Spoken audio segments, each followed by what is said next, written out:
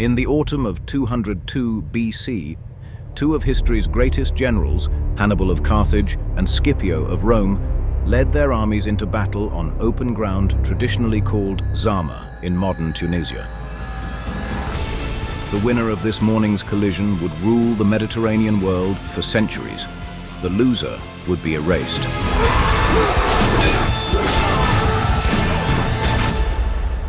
For over a decade, the Second Punic War had favored Carthage, a major maritime power reliant on wealthy mercenary armies.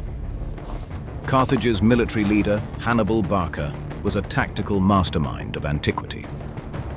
He had crossed the Alps, invaded the Italian peninsula, and annihilated Roman armies. At Cannae, 14 years earlier, Hannibal let his center fall back under Roman pressure, drawing the legions forward only to be surrounded from every side, with tens of thousands of Romans dying in a single afternoon. One officer who survived that catastrophe, Publius Cornelius Scipio, spent the next decade learning Hannibal's methods. When Scipio took command for Rome, he changed the war's dynamic. Instead of chasing Hannibal around Italy, Scipio threatened the walls of Carthage itself, landing an invading force in North Africa. But any invasion would be doomed without cavalry to match Hannibal's allies. The Numidians. The Numidians were North African horsemen from the kingdoms bordering Carthage, the most feared light cavalry in the ancient world. In preparation for the invasion, Scipio had exploited a dynastic feud among the Numidian royalty and won over Massinissa, a prince with an elite force of horsemen. Massinissa switched his alliance to Rome, erasing Carthage's home field advantage. With the Roman forces approaching, the Carthaginian Senate recalled Hannibal from Italy. The two armies converged near Zama, an inland plain 5 days' march from Carthage.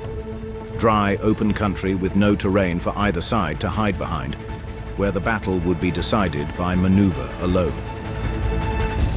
Hannibal deployed 36,000 infantry and over 80 war elephants, arranging his infantry in 3 lines, 12,000 mercenaries in front, local Carthaginian soldiers behind them, and held 200 yards back, his veteran corps, 15,000 men who had fought beside him in Italy.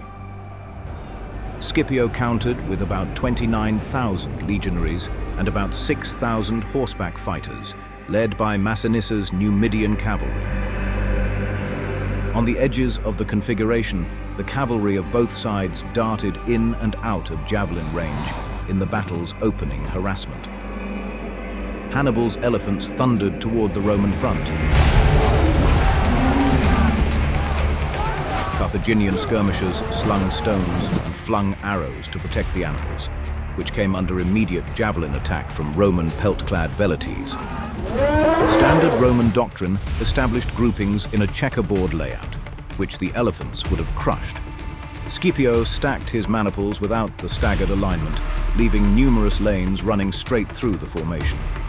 Velites partially masked those lanes from Carthaginian view by clustering in front of the gaps. When the elephants charged, the Romans blew horns that panicked them. Several elephants turned to exit, some crashing into Hannibal's own cavalry. Others surged harmlessly down Scipio's intentionally open lanes, where velites javelined them away.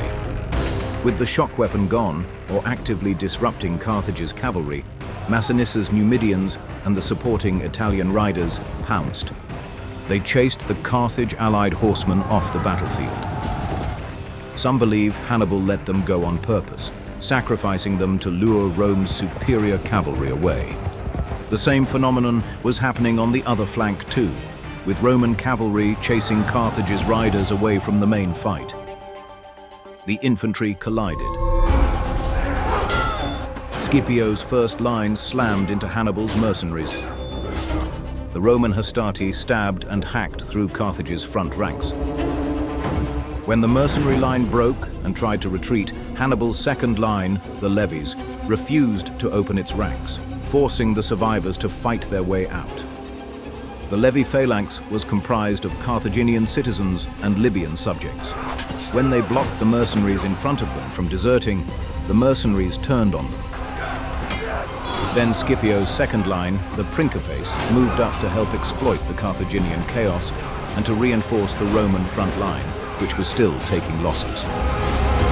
The bolstered legionaries shattered Hannibal's levies. The dead piled fast.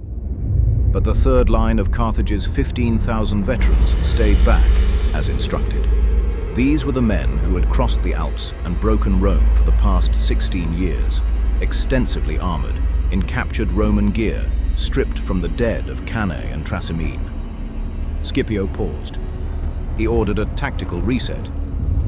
The wounded Romans fell back, the fresh Principes and Triarii deployed to the flanks, widening the formation into a single continuous front to match the veterans. Both lines charged. Rome's legionaries, who had just carved through Carthage's first two lines, and Hannibal's elite warriors, who had been shattering Roman armies for 16 years, rushed toward collision, stepping over the fallen. Roman and Carthaginian shields ground against each other, blades and spear points gouging at gaps in the press. Neither line broke. As the midday heat peaked, the battle locked into stalemate. A decisive change came from behind. The Numidian and Roman cavalry that had vanished early in the battle now returned at a gallop, smashing into the back of Hannibal's veterans.